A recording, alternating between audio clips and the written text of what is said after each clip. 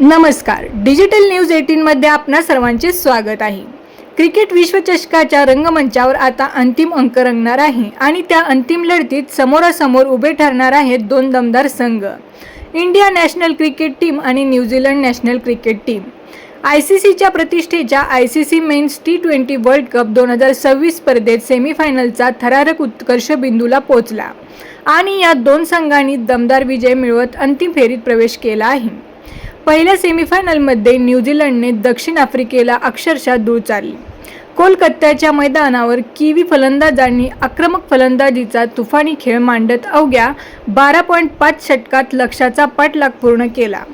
विशेषतः फिन ॲलनच्या धडाकेबाज खेळीने सामना एकतर्फी केला आणि न्यूझीलंडने तब्बल 9 विकेट्सने विजय मिळवत फायनलचे तिकीट पक्के केले आहे। दरम्यान दुसऱ्या सेमीफायनलमध्ये भारतीय संघाने मुंबईतील वानखेडे स्टेडियमवर एक ऐतिहासिक लढत जिंकली। भारताने प्रथम फलंदाजी करत 20 षटकात 253 धावांचा डोंगर उभारला, जो T20 विश्वचषकातील नॉकआउट सामन्यातील सर्वात मोठा स्कोरपैकी एक ठरला। या धावांच्या पर्वतामागे संजू सॅमसनची 42 चेंडूत 89 धावांनी स्फोटक खेळी होती। इंग्लंडनेही तितक्याच आक्रमकतेने प्रत्युत्तर देत सामना शेवटच्या षटकापर्यंत खेचला।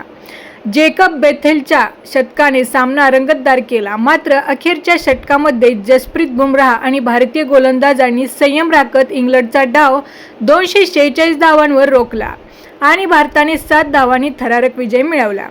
या रोमांचक विजयासह भारताने सलग दुसऱ्यांदा T20 विश्वचषकाच्या अंतिम फेरीत धडक मारली आहे।